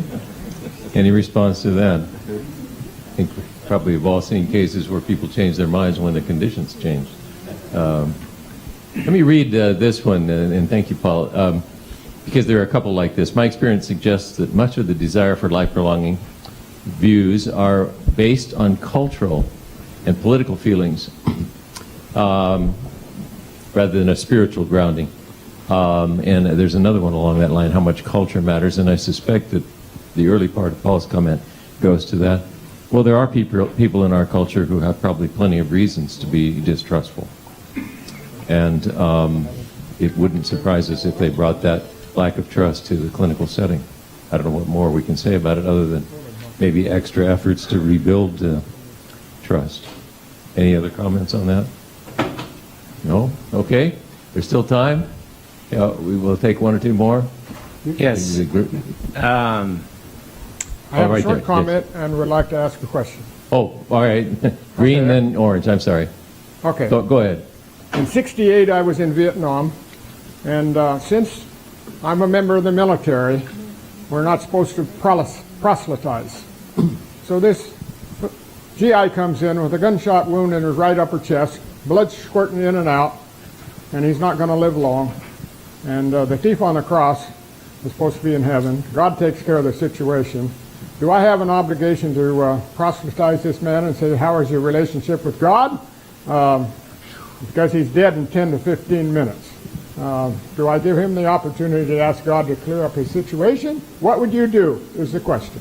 Well, we have a panel of 4 theologians here, moderated by a 5th one. I'll try to keep them moderate, but let's see if anybody wants to answer that. No, they don't. Okay. They're thinking. I'll take one. Okay, Carla.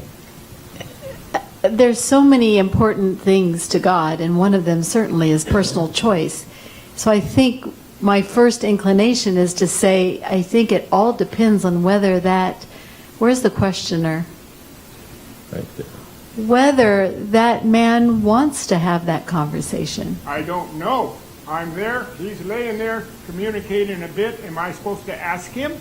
Am I supposed to reach out to him and say, are you related to God in the No, way you want to be? but why not ask him if he wants to have a conversation? Well, we're busy trying to stop the bleeding. He's dying.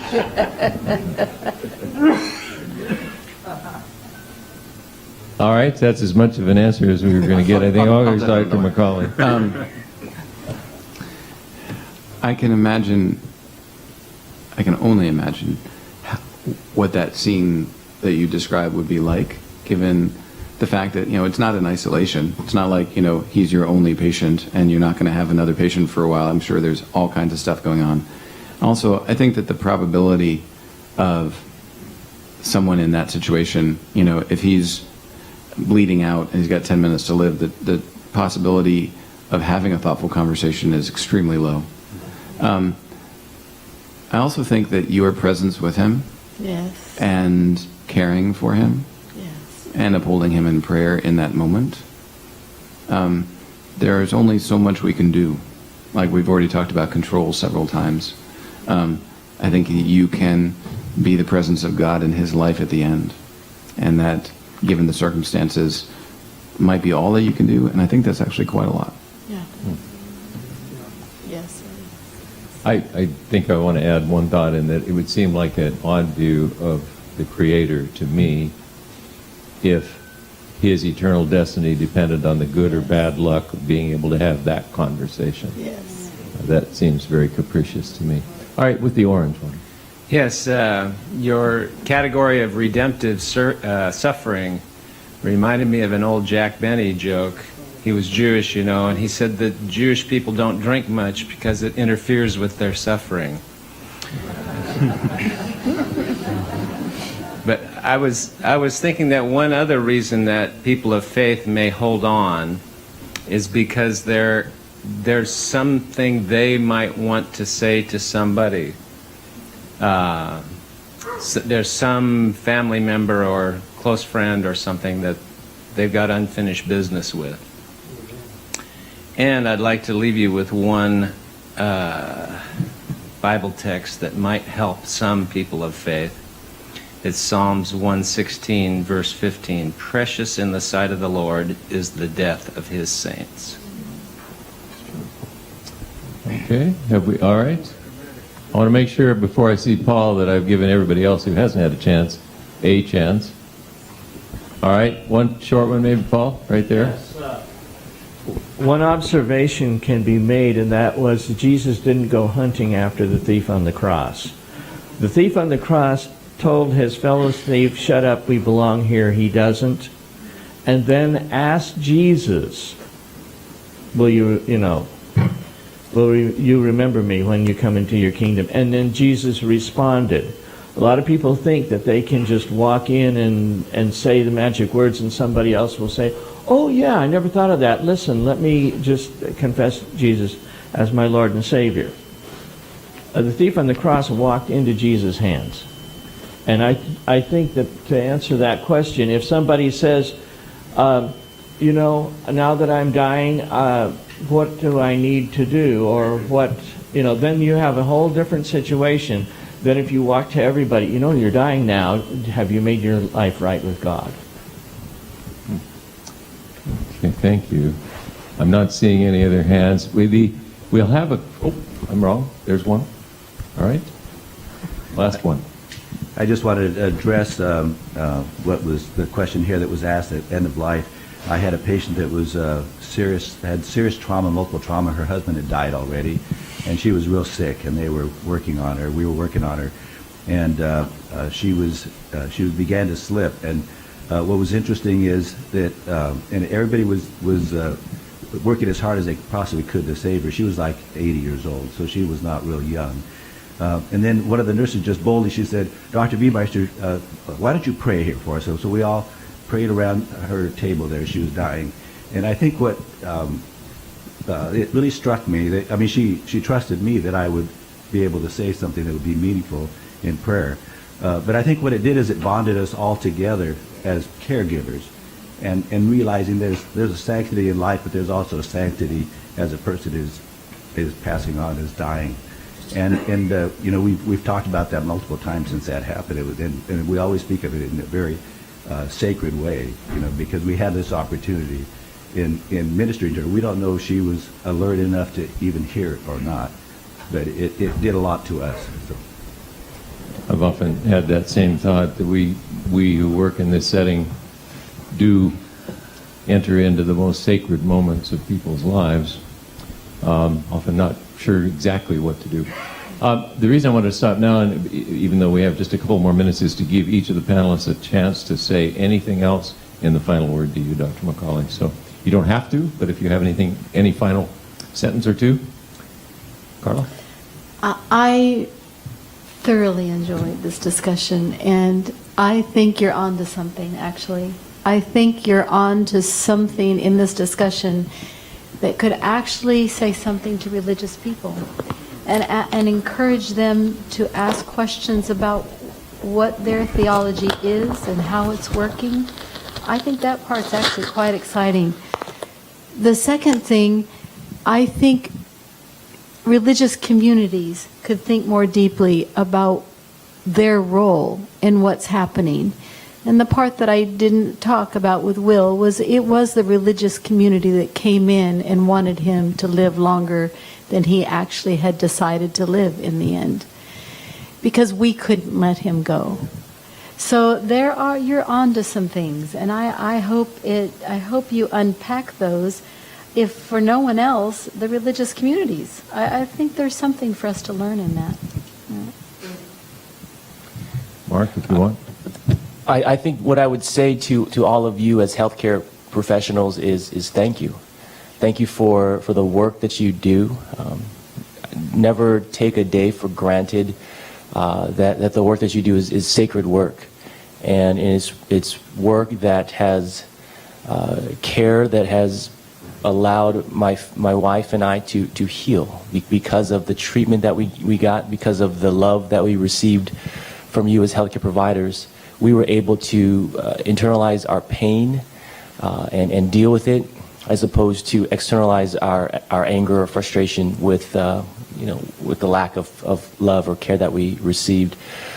So never take the work that you do for granted, and thank you for blessing our lives. I guess the final question I was thinking about, as the questions are going back and forth, I was thinking about a study that I talk about with some of my students of how doctors want to die as a study. And it seems like if the spiritual community errs on the side of wanting to prolong, from a non-medical perspective, medical doctors, the care they want, it seems like, is really Spartan. And I wonder if there's room for kind of a pushback, and sometimes if the medical community is, if the spiritual community is excessive in wanting too much care, if there's room for a healthy dialogue, a push and tug on, maybe, and I know you're not arguing this, that, just the pure, efficient route is not the only value consideration. So I'm kind of thinking through that. I'd love to hear any thoughts you might have on that. No, I agree with you. I think that, it kind of highlights so much of what we've been talking about getting people talking to each other and sharing our mutual perspectives. My sort of personal anecdote was, so I did a combined medical school, divinity school program. So I did them together. And it was very interesting. The medical folks, the primary response they had to the fact that I was doing divinity school as well was distrust, that maybe I wasn't dedicated to science enough or something like that. And the primary responses that I got from the divinity community was initially curiosity, like, well, that's interesting. And subsequently, as I sought to engage the divinity school community in more substantive conversations, was one of relative disinterest. There were a group of us who said, you guys aren't really, after the fact, you guys aren't really training the people coming out of your school to be prepared to do really good spiritual care in a medical context. Maybe you need to educate the students there, in addition to systematic theology, to what do you do when one of your parishioners is dying? And there was lip service paid to that because it didn't fit neatly into anything that they were talking about. So I think that part of it is just recognizing that we need each other and then putting people in a context where we can share our gifts with each other. One final chance to thank Dr. Robert Macauley, physician, philosopher, theologian, and our panel.